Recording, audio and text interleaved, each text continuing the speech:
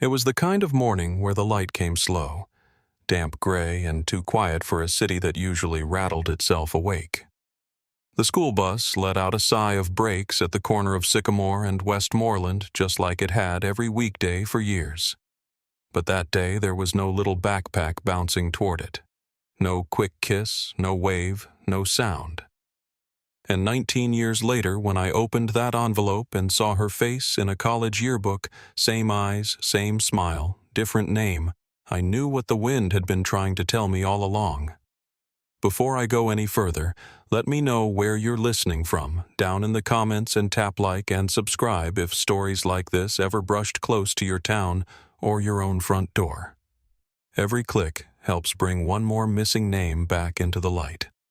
My name is Karen Holloway. I'm 48 now, still living in the same house on the east side of Milwaukee. I teach English at Jefferson High Room, 214 second floor, just down the hall from the history wing. Been there long enough that the custodians greet me by name and most of my students think I'm older than I am. I keep my world small. Mornings start early. Coffee, half a banana, feed the cat. And every day at exactly 7:12, I glance out the kitchen window. The bus still stops at the corner, still wheezes open, still waits, still pulls away.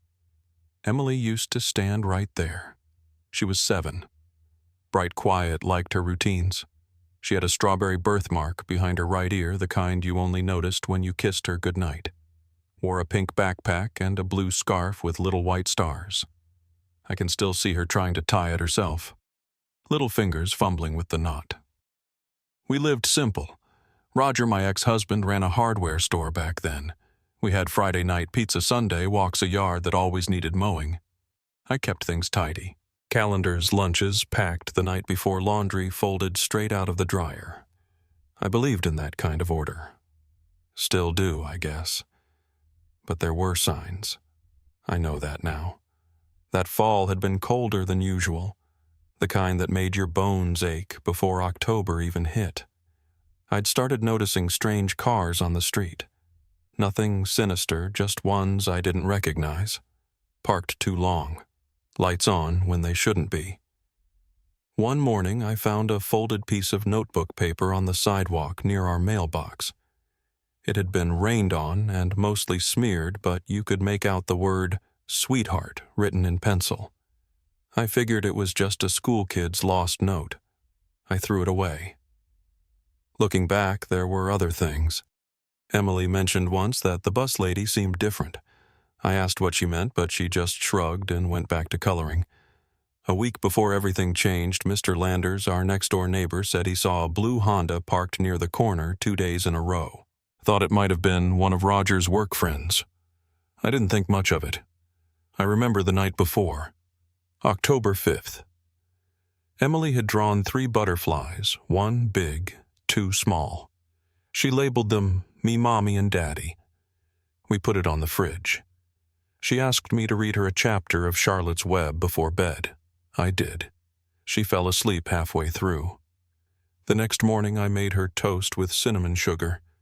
She wrapped the scarf twice around her neck and waved from the door. That was the last time I saw her. At 7:12 I watched the bus pull away with the same empty windows. And I remember thinking, just for a second, something's off. I couldn't have known how right I was. She was 20 minutes late. Not enough to call anyone.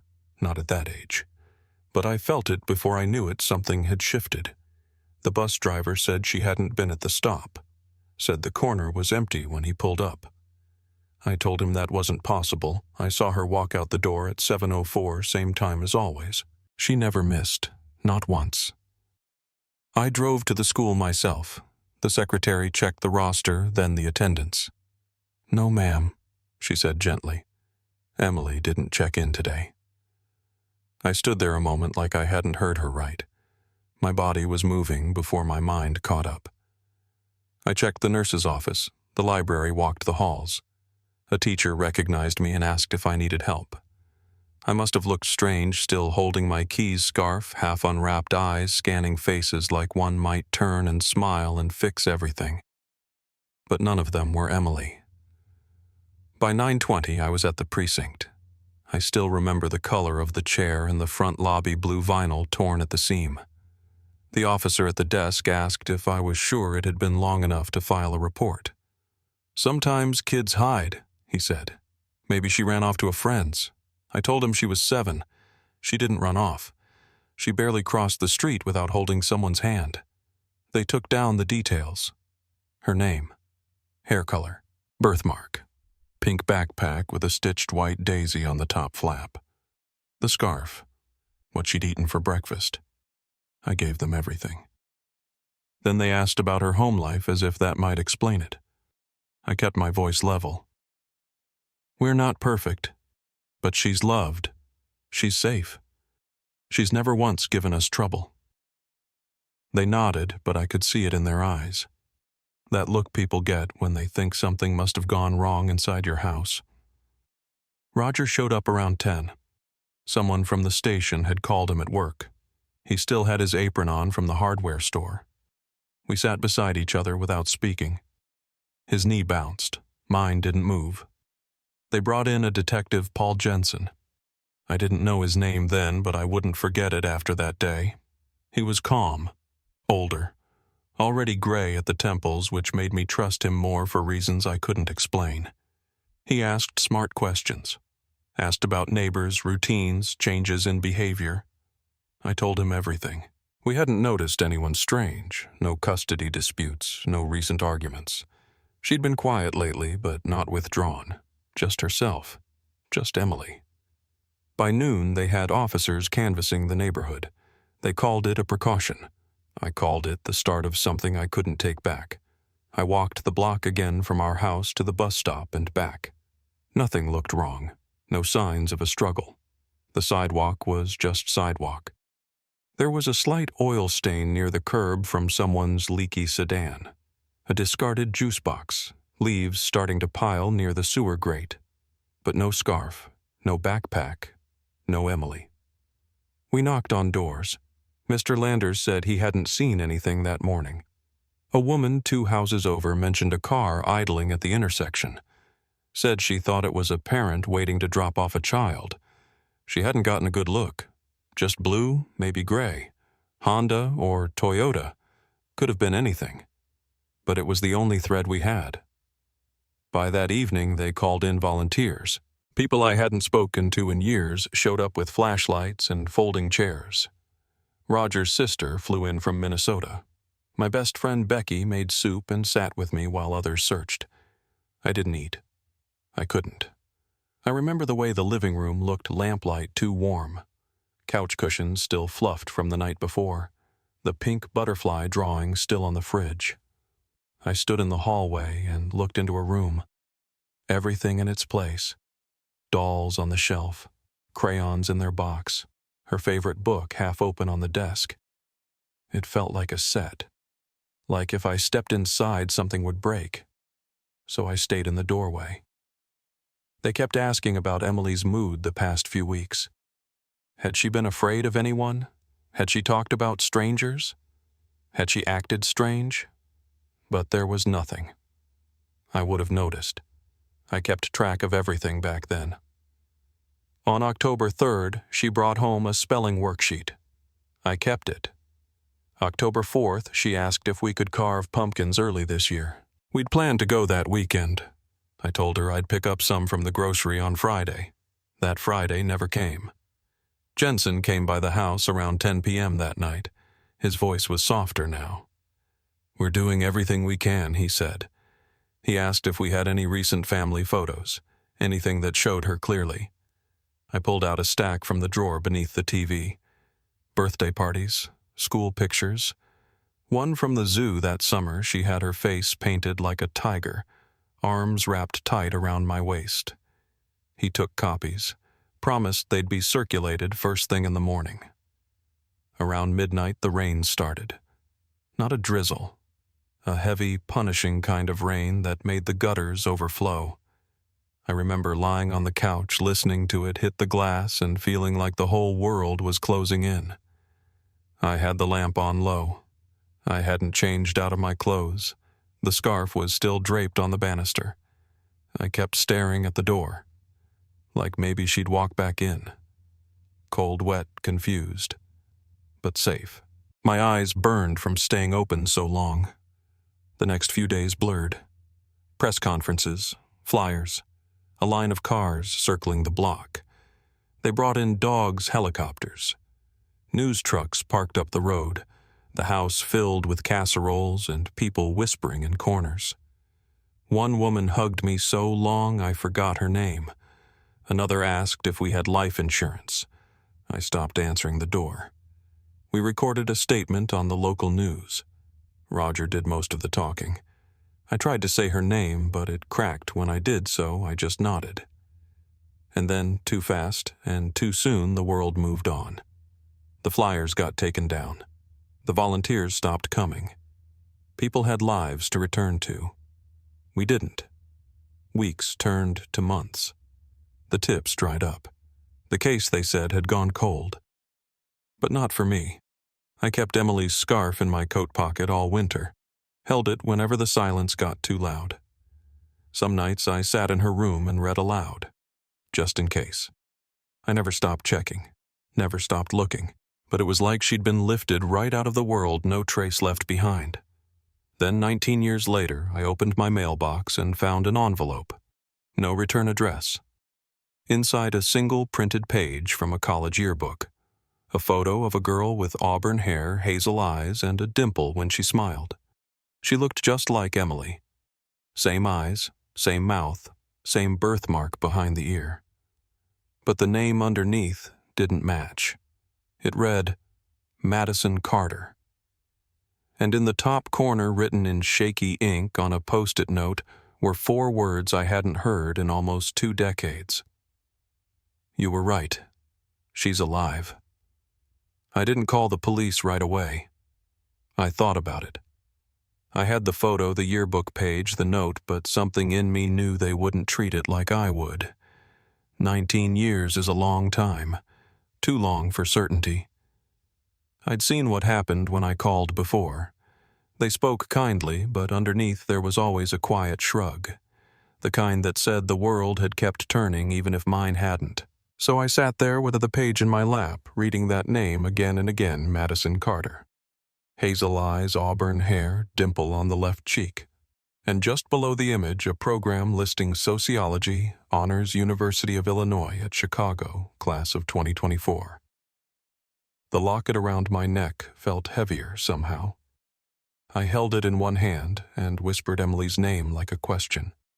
I don't know what I was expecting, but the air didn't answer. That night I stayed up until almost 3. I searched her name online, anything public student pages, press releases, social media profiles. There wasn't much.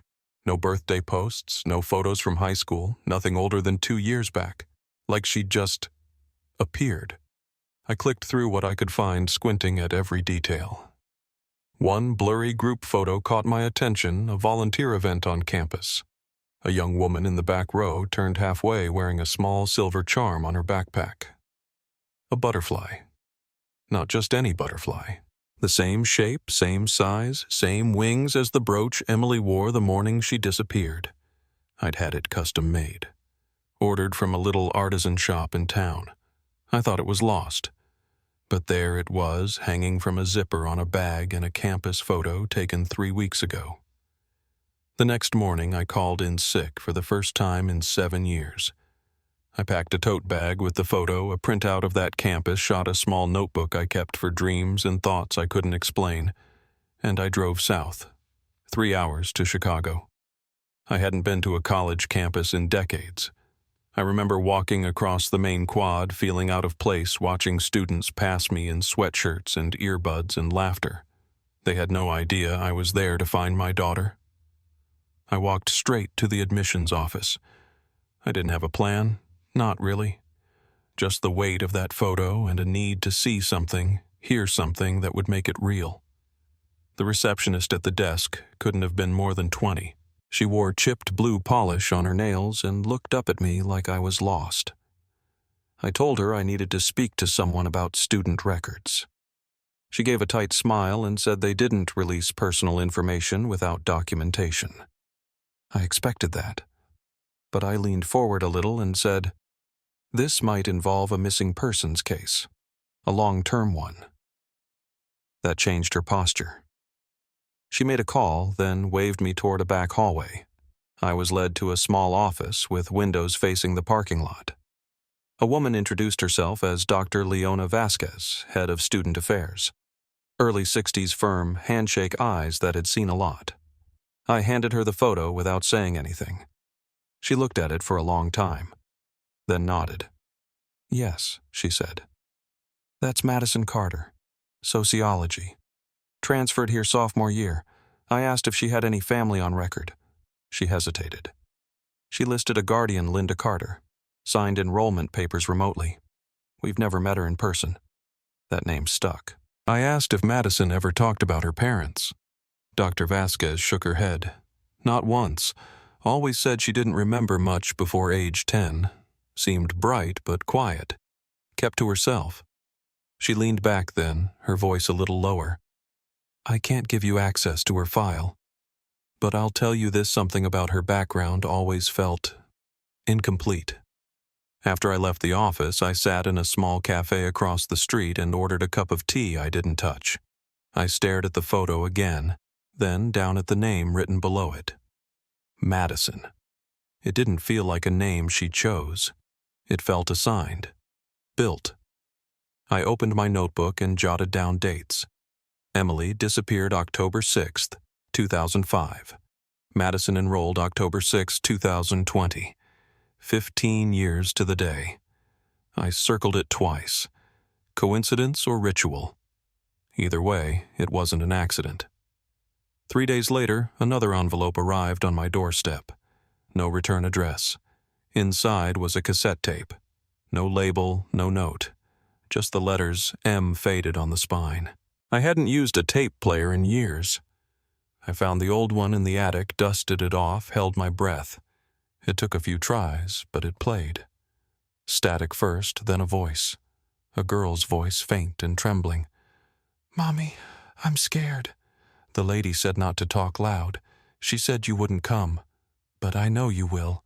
I know you." Then nothing. Just the whir of empty tape. I sat on the floor holding that recorder like it might breathe.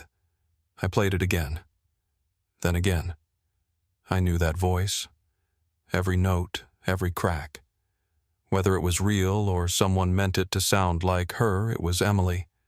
Or someone who had known her long enough to mimic her at 7 years old. I sent a copy to the Milwaukee police. The officer who took the report called 2 days later and said they couldn't verify anything. No proof of identity, he said. No known origin. Could be a hoax. I thanked him anyway and hung up without saying more. That night I opened the folder I'd built, every image, every printout, every note, and added the tape. I stared at the yearbook page again. Then I printed a class schedule and highlighted 3 other names listed near Madison's. I didn't know what I was looking for, but I knew I needed someone else to see what I saw. On Thursday afternoon, I stood just outside the sociology building. I'd learned she had a class that ended at 200. I waited by the steps behind the row of concrete planters. The sun was warm, but the wind was sharp. I kept one hand in my pocket, clutching the older butterfly brooch. At 2:05, the doors opened. Students filtered out in waves. And then there she was. Denim jacket, auburn hair pulled back in a loose braid, backpack with the butterfly charm swinging at her side. She smiled at someone earphones in, then turned and started walking down the path. My feet moved before I decided to. But when she passed, her eyes flicked over me like I was no one. Not startled, not curious, just another face in a busy place. I didn't speak. I couldn't. I watched her walk away until the crowd swallowed her up. Then I sat on a bench and stared down at the charm. That's when I saw it. On the edge just beneath the left wing was a small dent. A scratch, I remembered.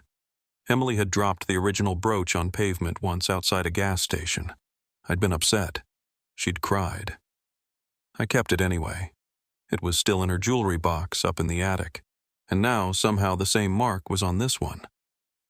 That night I took out both. Hers, the original, tarnished but intact, and the one from the photo printed and enlarged. The scratch matched exactly. Same angle, same depth. It wasn't a replica. It was the same brooch, but I still had the original. So how could she have it too? I kept both brooches on my kitchen table for over an hour, one real and tarnished one caught forever in a grainy printout. I moved them around under the lamp, turning them in the light, comparing the details. The engraving on the back of the original EMH, still clear, still mine. But that scratch, that specific dent, it didn't make sense. If mine never left the house, then how could she have one with the same mark? That night I barely slept. I kept replaying that moment on the sidewalk, watching her pass me earphones and smile soft but unfamiliar. The way her eyes slid past me like I wasn't there. I thought maybe seeing her in person would answer something, some gut reaction that would settle it all. But it only made the silence louder. The next day, I pulled the bins from the attic. Boxes labeled with masking tape, school art, childhood books, winter clothes I hadn't been able to throw away. Near the bottom of one, I found Emily's old jewelry box, the one with the small brass clasp that always stuck. Inside were tiny plastic rings, a friendship bracelet, and the butterfly brooch. Still there, still real, still impossible. I put it back in its felt lining, closed the lid, and sat on the floor until it got dark. I started watching Madison more closely after that. Quietly. Carefully. From a distance. I wasn't proud of it, but I needed to understand. I downloaded the university's public events calendar, marked off every student panel open volunteer shift honors presentation. I kept a soft cap and scarf in the back seat of my car. I knew the buildings by name now, the lecture halls, the student center, even the side exits students used when they didn't want to be seen. Each time I spotted her, I noticed something else. The way she tilted her head when listening, same as Emily used to. The way she held a pen between her fingers, not by the barrel but up near the clip, a habit that used to drive her teachers crazy. But the biggest thing was how alone she always seemed. She wasn't shy exactly, just separate. She moved through groups like someone who'd learned how to blend but never belonged. One afternoon, I watched her sit on a bench for nearly 40 minutes. No phone, no book, just sitting, like she was waiting for something. Eventually, I worked up the nerve to speak to Dr. Vasquez again. I emailed her first, asked for 15 minutes. She agreed to meet the following Wednesday. This time, I didn't come empty-handed. I brought a manila folder with the yearbook page, side-by-side photos of Emily and Madison, a copy of the brooch engraving, and a list of known details: birthmark, dimple, eye color. When I slid it across her desk, she read it all silently. I didn't speak until she looked up. "I think she's my daughter," I said quietly. "Emily Holloway, missing since 2005. There was a long pause. Dr. Vasquez folded her hands. "I can't make any legal confirmations," she said, "but I can tell you this much. We've always had questions." She opened a drawer, pulled out a plain envelope. Her transfer file was thin. Arrived sophomore year. Prior records inconsistent. Guardian listed as Linda Carter, but everything came by mail. No phone number. No in-person contact. She paused. "I've never met anyone claiming to be family." I asked if Madison had ever talked about her past. She shook her head. Just said she was adopted late. No details, no stories. It was like she'd dropped into the world fully formed. I left campus that day with more questions than I came with. I started writing everything down. Not just facts, but memories. I kept a separate notebook beside my bed. In it, I listed all the dreams I'd had over the years, the strange coincidences, the moments that didn't make sense. I made columns for dates, locations, names. I highlighted patterns. That's when I noticed it. The dates. Emily disappeared October 6, 2005. Madison enrolled at the university October 6, 2020. Exactly 15 years. Not a day off. I circled it 3 times. That same night I received another package, left at my front door. No postage, no return label, just a cassette. I didn't need to guess. I played it on the same old machine from before. The tape clicked softly, then static, then the same voice. The lady said not to ask questions, the girl whispered. But I remember the red backpack. I remember the rain. I remember the song. Then a quiet hum. Something simple. Familiar. My throat closed. It was the lullaby I used to hum when I brushed her hair before bed. I called the Milwaukee police again, asked to speak to someone directly. I sent the tape, emailed the audio file, logged everything. The response was curt this time. We cannot verify the voice. No authentication. No actionable evidence. I hung up before I could say anything I'd regret. I went back to my notes, went back to that charm. I zoomed in on the photo again, scanned the dent one more time, and then I noticed something I hadn't caught before. On the upper wing, just beneath the edge, there was a subtle difference in tone, a duller shine, the way metal looks when it's been polished too many times. But mine, the original, had that too, in the exact same spot. The pattern of wear was identical. I pressed the photos side by side. Same curve, same shadow. It was the same object. But that couldn't be. I had mine. I had both. I stayed awake that whole night running through possibilities. Had there been a duplicate? Had someone stolen it and returned a copy? None of it made sense. Around 2 a.m., I started digging into the student records again. Not legally. I knew someone, an old colleague's nephew, who worked in data support for a nearby school. He showed me how to look up archived entries, cached documents, linked file trails. There wasn't much, but I found something in a digital yearbook entry, Madison's name linked to a scanned signature on a club sign-in sheet. The handwriting was off. Rounded forced, not a natural signature. I compared it to one of Emily's old school papers I'd saved. They weren't the same. But there was one letter, the M, that curved the same way, almost like a backwards loop. It wasn't proof, but it was something. The next morning, I walked into Emily's old room for the first time in months. It still looked the same. Wallpaper with clouds, dolls lined neatly on the shelf. The same framed drawing hung near the desk. 3 butterflies labeled me Mommy Daddy. I took it down and stared at it a while. Then I whispered her name. Not loud, just enough to feel it leave my lips. That afternoon I drove back to campus. This time I didn't sit across the street. I walked straight to the student union and waited outside the cafe. I knew she stopped there on Thursdays. I stood by the newspaper rack, heart steady, hands cold. And when she walked in alone, no earbuds, hair tied up, I stepped forward. I didn't say her name. I said, "Excuse me." She looked up. "Yeah," I said, "I think I know you." She tilted her head. "I get that a lot." And then just before she turned, I said one more thing. "Do you remember the rain?" She paused. Not long, just enough. And then she walked away, but her hand brushed the butterfly charm as she did, not out of habit, like it meant something. She didn't look back, just brushed the charm like it was a reflex and kept walking toward the library entrance. But something in her hand, just the way her fingers tightened, stayed with me. It wasn't fear. It was memory. Muscle memory, maybe.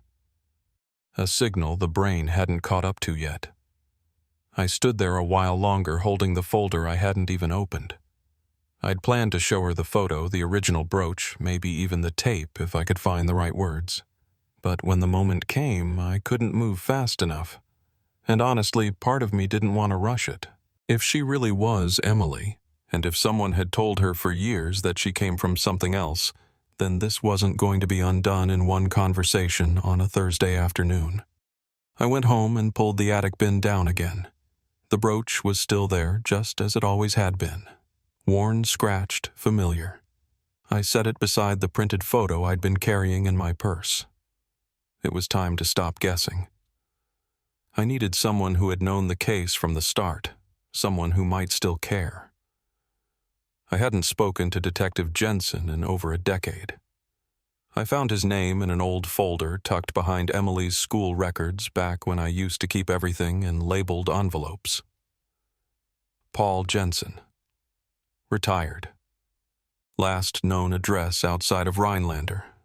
I called the number expecting voicemail or nothing at all, but he picked up. His voice was slower than I remembered, but steady. When I said my name, he didn't pause. "I've been waiting for this call," he said. The next morning I made the drive north. His condo was small, quiet, with potted plants on the railing and an old rocking chair near the window. He walked with a cane now, and when he opened the door I saw the wear in his shoulders, but his eyes were the same, focused, deliberate. We sat at his kitchen table, no TV on, no music. Just a kettle steaming and the soft ticking of a wall clock. I laid out everything. The photo, the class listing, the charm, the recordings, the timeline. He didn't interrupt, just studied each item like it might crack open something hidden. When he saw the brooch, he paused. "You had this made, didn't you?" I nodded. "Custom piece, local shop, back in 2005. He turned it over in his hand, brushed his thumb along the back. "Still has the initials." Then I told him what Dr. Vasquez had shared, that Madison Carter had no real records before sophomore year, that her guardian had never appeared in person, that the file was thin, inconsistent. When I said the name Linda Carter, his expression changed. He leaned back and pulled a binder from a nearby cabinet. Inside were yellowed papers, photos, clipped notes from the original search. "We suspected a nurse once," he said. "Private clinic outside Madison. Name was Sandra Carter. Vanished a week after Emily." He flipped to a page near the back, scanned copies of employee lists, a photo of a car parked outside the clinic. Nothing solid. No prints, no charges. But the timing was close. I asked him if it could be the same person. He didn't answer directly. Just said, "People like that don't start big. They start small. And they learn how to disappear." We went back through his folder. Old witness statements, neighborhood maps, timelines. One entry caught my attention, a blurry image from a gas station camera taken the morning Emily vanished. A blue Honda Civic parked just across from the school bus stop. The timestamp read 7:11 a.m. I leaned in. "That's the same corner." She walked past that exact spot. Jensen nodded. "We never got a clear plate. Too much glare." But then I saw something else. Just barely visible near the curb was a small, dark object. I couldn't make it out, just a shape. Jensen followed my eyes. "What do you see?" I whispered. "That's where she dropped the brooch. The original one. Right outside the gas station." He stared at the image a long time, then stood up and opened another drawer, one I hadn't noticed. Inside was a folded paper with a rural address in Indiana. "We got this tip in 2012, he said. Anonymous. Said to check a property tied to a Jane Doe placement. I asked if he ever followed up. He shook his head. We didn't have the resources, and honestly by then the file was cold. But I kept it. We drove there the next morning. An old farmhouse near the edge of a collapsed fence line. The porch sagged, windows clouded over with dirt. But inside, upstairs, one room was cleaner than the rest. Dust still coated everything, but the bed was made. There was a shelf of faded books, and on the windowsill a child's music box. It didn't play anymore. On the floor near the closet was a torn spiral notebook. The pages were loose, but one near the middle had a date scrawled across the top, October 6th, 2010, and beneath it, in shaky writing, Sometimes I feel like I came from someone else's dream. Jensen sat on the edge of the bed and read it twice. Then he looked at me. It's her. Or it was. Someone made sure she forgot. Back home, I pulled out Emily's school journals from first grade. I'd kept them sealed in a plastic tub. Little misspellings, backwards letters, notes about butterflies and clouds. In one drawing, she'd written, "Me, Mommy, Daddy." 3 stick figures, all holding hands beneath a crooked sun. I traced my fingertip over it for a long time. Then I closed the notebook and said aloud, "I'm coming." Jensen didn't let it go. He called in a few favors, tracked down the agency tied to that Indiana house. Harvest Home Services. Shut down in 2011. Ethics violations. Improper documentation. No legal charges but a long paper trail. One of the co-founders, Sandra Carter. Former nurse. Last known address unknown. I stared at the printout. Sandra Carter. Linda Carter. Same person, different name. She didn't just take Emily. She rebuilt her from scratch. The last thing Jensen gave me was a student list from the university registrar, hard copy, unofficial. 3 other students had similar enrollment patterns. All transfer students, all without prior school records before age 10. 2 were from the same region in Ohio.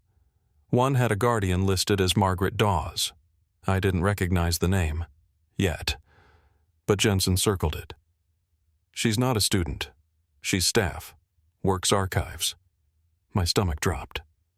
Archives, the same building where Madison's file had been stored. He looked at me then, serious. "You ready to break a few rules?" I didn't answer. I just picked up the file, and we made a plan. The plan was simple but not safe. Jensen and I agreed on one thing we couldn't wait. Whatever Madison had been told, however they'd raised her, someone had gone to great lengths to erase a life.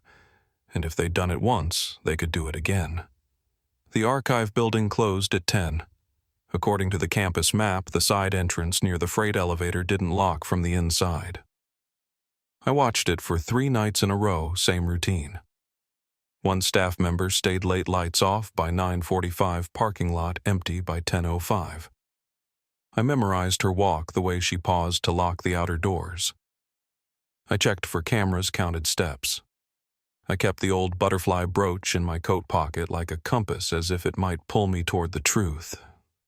It was colder than I expected that night. The kind of cold that crept through seams in your sleeves and settled against the skin.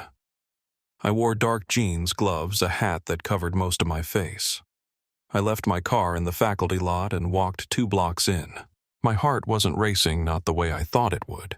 It was slow, steady, like my body knew this had to be done. I slipped in behind the building just after Margaret Dawes, the woman from Jensen's file, stepped out. I waited until her taillights disappeared down the hill. Then I pushed the door open and stepped into the dark. The inside smelled like paper and rust. There was a hum from the central air that didn't match the stillness of the hall. I'd memorized the layout, 2nd floor, room 214B, student file overflow. I climbed the stairs slow, listening between each step. I didn't use a flashlight. The emergency lights along the baseboards were just enough. At the top, I paused by the door. I expected some kind of code or keypad. There wasn't one. Just a standard lock easily bypassed with the flat edge of a plastic card. I'd practiced at home on my hallway closet. It worked on the 3rd try. Inside were rows of old metal cabinets labeled in faded marker A, B, C, E, and so on. I found Carter Madison under the 3rd row. Her folder was thick, too thick for a student who'd transferred late.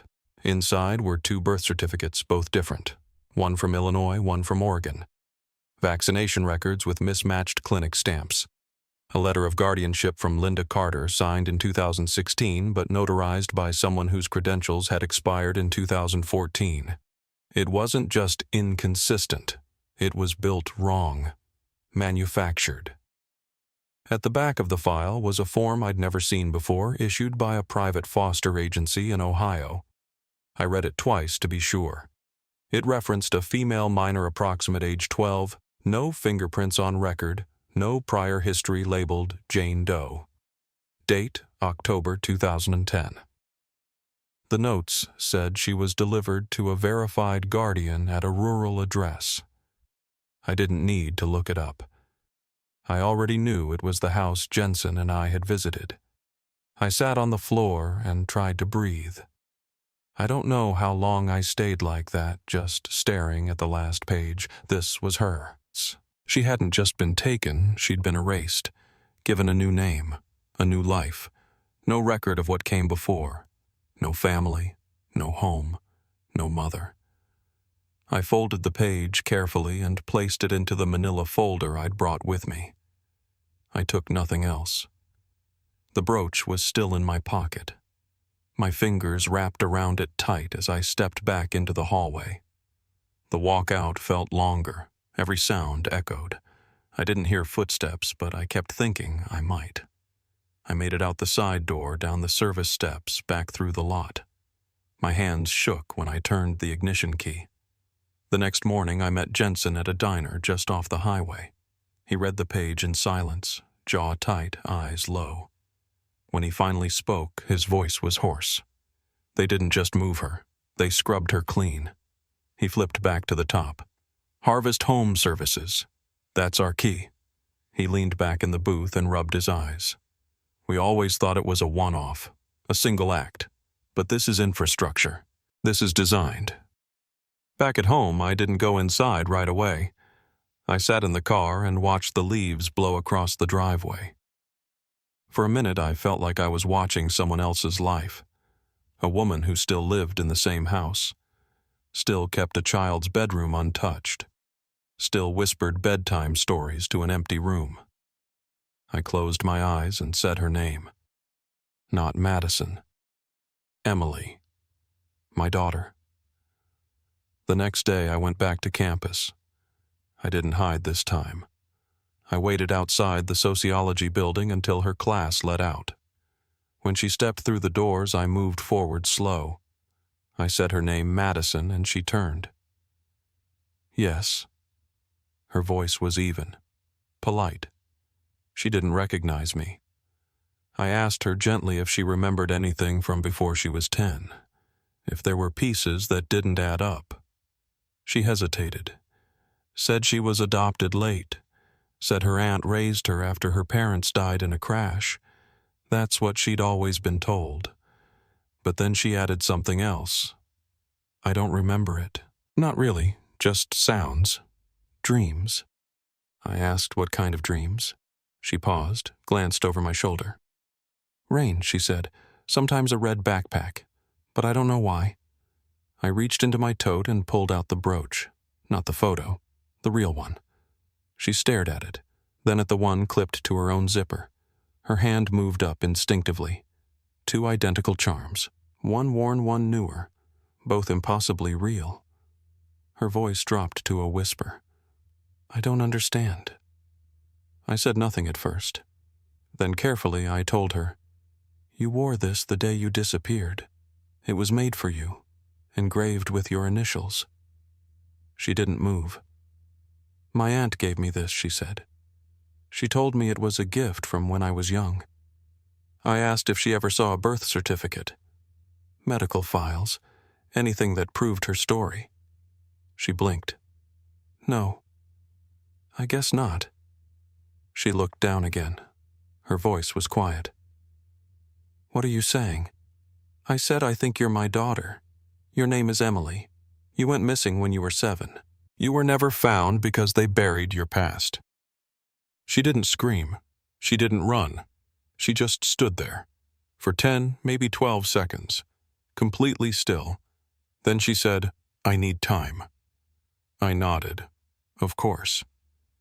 She turned and walked away slowly, like her legs didn't quite trust the ground beneath them. She didn't look back. That night I didn't sleep. I played the old tapes again, watched home videos, held the brooch between my palms like it was a question. And then, just before dawn, I got a message. No name, just an address. It was Jensen's, and she was already there. She was already sitting on the porch when I pulled up, jacket zipped to her chin, backpack at her feet, one hand wrapped around a paper cup that had long gone cold. Her eyes didn't meet mine at first. They stayed fixed on the railing like she was still deciding something. Jensen stepped out before I could say a word. He didn't look surprised, just gave a quiet nod and held the door open for both of us. We didn't talk in the hallway. Inside, he'd made tea. Nothing fancy, just bagged black tea in chipped ceramic mugs. He handed one to her, then one to me, and sat down across from us at the kitchen table like we were about to go over insurance papers. No drama, just gravity. After a long silence, she spoke. "I don't know what's real anymore," she said, almost whispering. Jensen didn't ask questions. He just said, "You came. That counts for something." For the next 2 hours, we showed her everything. The photo, the notarization gaps, the transfer records, the brooch, both of them side by side. I watched her hands as we went through it. She never pulled away, never got up, but she kept turning her cup slowly between her palms over and over like she was trying to work something out through her fingers. Jensen explained the Harvest Home link, the file, the timeline. I explained how long I had looked, how I had never stopped. She didn't cry. Neither did I, but I could see her blinking harder more often. Near the end, I pulled out the old drawing. Crayons on construction paper, edges faded. 3 butterflies, me mommy daddy. She stared at it for a long time before finally saying, "I used to draw that." I didn't know why. I told her, "You remembered, even when they said you couldn't." She stayed the night at a nearby motel. Texted me when she got there. Said she wasn't ready to come home, but she wasn't going back to Linda either. I told her that was enough. The next morning, we went to the precinct. Jensen pulled what strings he could, and we gave a full statement. The officers listened, asked questions, took the evidence. The file was reopened officially. Sandra Carter, a.k.a. Linda, was found 3 days later in a small neighborhood outside Des Moines. She was using the name Diane Larson. When they showed up at her door, she didn't run, didn't resist. But her version of the story was different. She claimed she hadn't taken Emily herself. She said someone contacted her in 2005, someone already inside the foster system, told her a child had been found, unidentified, would never be claimed. She said she paid a price, signed some forms, and was told to raise the girl as her own. But there was one rule. She said I couldn't tell her where she came from. They said she belonged to no one. She refused to name anyone else. But as the agents were packing up, she turned to one and said, "Check the school files." The counselor he knew. Back in Milwaukee, Jensen dug through the old elementary records. One name stood out: Mark Danning, school counselor in 2005. No red flags at the time, no official accusations. But Jensen found a sealed complaint buried deep in the district archives, filed by a substitute teacher never followed up. It claimed Danning had withdrawn a student who didn't exist. False transfer papers.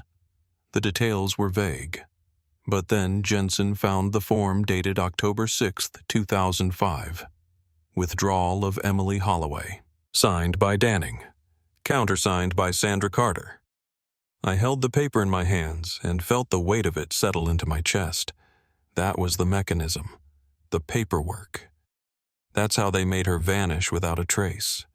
No police, no ransom, just signatures. I looked at Jensen and said, "They didn't steal her in the dark. They walked her out through the front door." Later that week, Emily remembered something new. We were sitting on a bench near the lake. She wasn't saying much, just staring at the water. Then she said, "There was a hallway, yellow walls. I remember the smell like bleach and lemon, and books with no covers." I asked if she remembered anyone being with her. She nodded. A woman. Said my name was Madison. Told me not to cry. Said it was better this way. I asked where it was. She shook her head. I don't know, but I can still hear the door click shut behind me. That night, Jensen started cross-referencing private facilities near the Ohio Foster location. One name came up: Willowbrook Psychiatric Center, now defunct. Back in 2006, it had been quietly shut down after a string of internal complaints. Neglect, paperwork violations, mismanaged juvenile intake. One of the nurses listed on staff that year, Sandra Carter. I stood in my kitchen holding the printout and whispered, "They didn't just take her. They rewrote her." A few days later, Jensen found something else.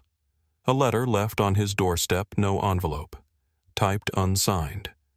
Inside were 5 names, first names only, alongside years and student ID numbers. A single line written by hand at the bottom. You were never supposed to find her. He brought it to me the next morning. We laid it out on the table. Neither of us spoke for a while. Finally, I looked up and said, "There are others." Emily didn't need to hear it to know. She walked in halfway through the conversation, read the list once and said, "I want to help find them." I told her she didn't have to. She said, "I need to." The news broke the next day. It started local, then spread.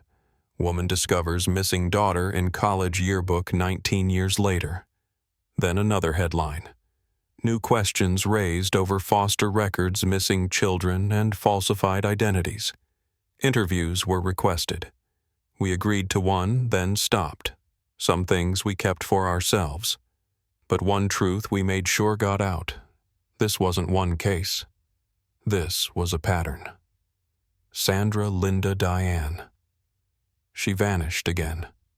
Released on bond, disappeared within 48 hours. The paper trail went cold. But her damage didn't.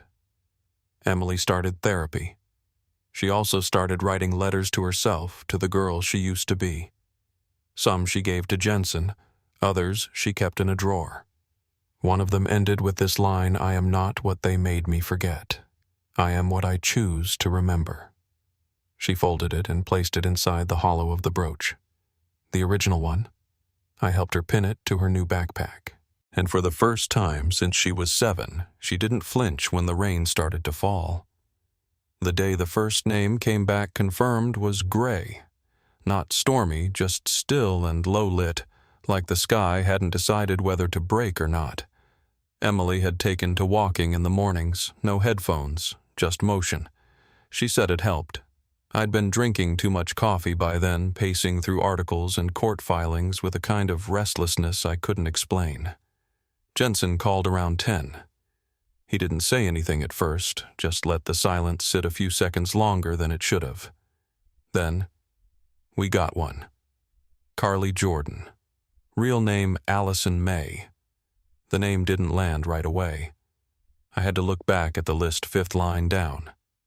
2008 intake. Where is she now, I asked. State facility outside Tulsa. She aged out in 21, got caught up in some low-level fraud last year. But she's not the same. Says she doesn't remember anything before the age of 9.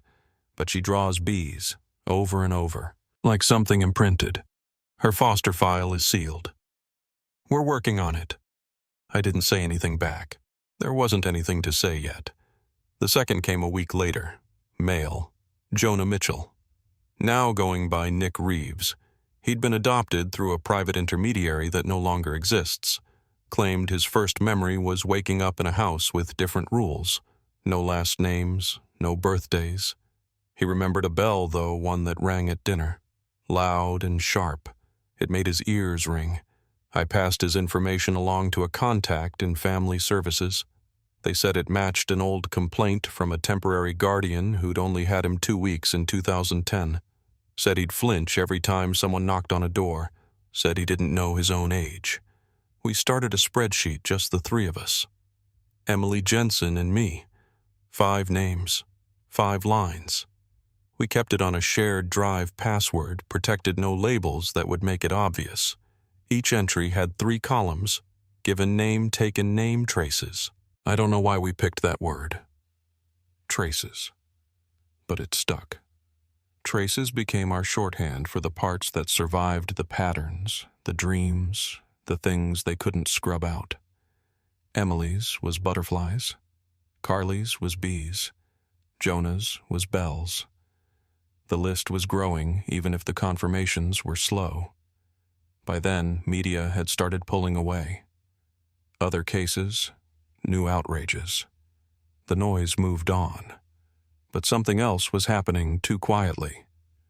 A detective from Arizona reached out about a case from 2004. Said he couldn't go into detail, but he'd seen the photo from the article and wanted to know if we had access to records from a school called Fair Hollow in Ohio. We didn't, but I gave him what we had. A week later, he sent back a scanned form standard transfer paperwork. Same formatting as Emily's, same faint typeface. Different counselor signature, though. This one said D. Harlan. That was new. Jensen tracked it. Harlan was real, still living in Akron, retired, no criminal record. But when Jensen paid him a visit, the man didn't act confused. He didn't ask why he was being asked about 2004 paperwork. He just said, I only signed what they told me to. That was all. Jensen said his hands were shaking the whole time. We added the case to the folder, flagged it. Another possible. Another missing name. Emily had started painting again. At first, it was just color blocks, but eventually figures started to appear. They were always small, often alone in the center of the canvas, sometimes in pairs, never more than two. One day, I asked her who they were.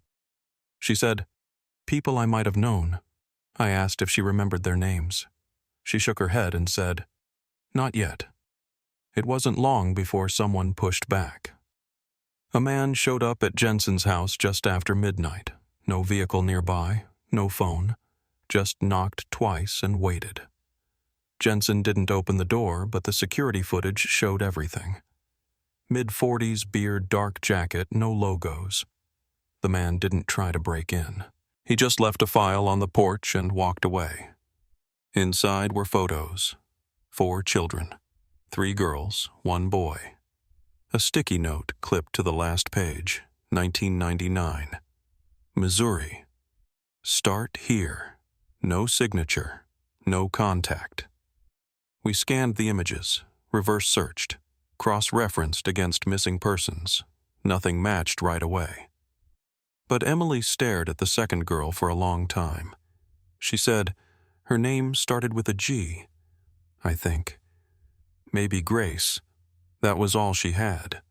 But she painted her later, in blue, alone in a field. At some point, the word network started to feel more accurate than anything else. It wasn't just a string of disappearances anymore. It was a system. A flow of children, foster state, private, rerouted, renamed, reshaped. Some ended up in clean homes. Others didn't. The pattern was the same. A gap in the file, a fake transfer, a reissue, a false identity. What they did after that depended. We tried going public again, a podcast interview, a short documentary. Some attention, but not much traction. People wanted easy answers. A villain in a basement, a rescue scene. We didn't have that. We had questions stacked in labeled folders, the weight of missing context, and too many names that never made the news. Emily said it best one night. The story isn't what happened to me. It's what didn't happen to all of them. Eventually, the DOJ requested a meeting. Jensen and I flew to D.C. Emily didn't come. She said she was tired of rooms full of people saying sorry. At the briefing, they asked for every file we had, every verified ID. We handed over 3 binders and a flash drive. One agent, middle-aged, graying, paused when he saw the photo of the brooch. He said, "We've seen this before." Then he looked at Jensen and said, "Do you have—" The original Jensen nodded. "It's hers now. We weren't promised much, just that a task force was being considered, that subpoenas were possible. that someone somewhere had noticed the same pattern. But they also told us not to expect updates. Some cases, the lead agent said don't move the way you want them to, even when they should. When we got back, Emily had painted another canvas. This one was different. No people. Just a path through tall grass leading toward a dark wood. In the center was a small signpost. No words. Just a single painted symbol, 3 butterflies drawn in red. I asked what it meant. She looked at me for a long time and said, "It's where I left her. The first version of me. I don't think she's waiting anymore." That night I couldn't sleep. I sat in my car and listened to the quiet for over an hour. At some point I reached for the photo again, the one from the very beginning. The birthday party. The picnic. The one I used to stare at, willing time to go backward. But this time something different caught my eye. In the background behind the cake and the paper plates was a woman, turned just slightly, half in frame, face mostly hidden, but her hair blonde, pinned back, twisted into a shape I'd seen before, the same shape the brooch made when it glinted in the sun. A spiral. Tight. Intentional. I zoomed in, and for the first time I asked myself a question I hadn't let in until then. What if she wasn't just taken? What if someone had already chosen her before that day ever came? The morning they confirmed the task force had been approved, there was no press release, no podium, no statement made. Just a quiet message forwarded from Jensen's contact and a single line that said, "We're moving forward. Stay close." I read it twice, then once more with the sound off, as if somehow it would mean more in silence. Emily didn't say much when I told her, just nodded and looked past me like she was trying to remember something she wasn't sure she'd lived. She doesn't talk about justice anymore. I think that word stopped meaning anything to her a while ago. Now she talks about continuity, about trying to make something stay. She still paints, but not for anyone else. Her latest piece is a windowless room with the outline of a door that hasn't been opened yet. The caption she gave it was just one word: eventually. As for the children, some of them are grown now. A few changed their names back. Most didn't. One boy reached out to Emily last month. Said he remembered her voice, not her face. Said sometimes he dreams of a red hallway and can't breathe until he wakes up.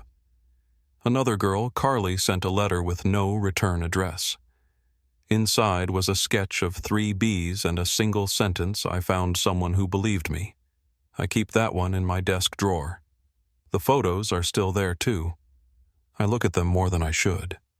Not because I expect answers, but because they remind me that someone meant for them to be forgotten. And they weren't. Not all of them. I think that's the closest thing to justice we ever get in stories like this. That someone remembers. That someone keeps naming the unnamed. Jensen moved to a smaller town last winter. He says the quiet helps. He still works a few cases, but mostly he's just trying to stay present. He writes letters, now real ones, on paper, the kind that make you slow down. His last one ended with "Some things break and some things carry. Be one of the things that carry." I pinned it to the corkboard above my desk. We still don't know who the woman in the photograph was. The one half-turned caught in that sliver of frame behind the birthday cake. Maybe we never will. Maybe she was just passing through. Or maybe she wasn't. That's the thing about stories like this. You find out how much weight a shadow can carry. You learn how many truths were quiet on purpose. If you're still listening, thank you. I know this one was hard. It was for us too. But if it stayed with you, if something about it made you pause, consider leaving a comment, even just a name. Because every time someone remembers, a silence gets interrupted. And sometimes that's all it takes to bring a little light back in. Thanks for staying with me. Be safe out there.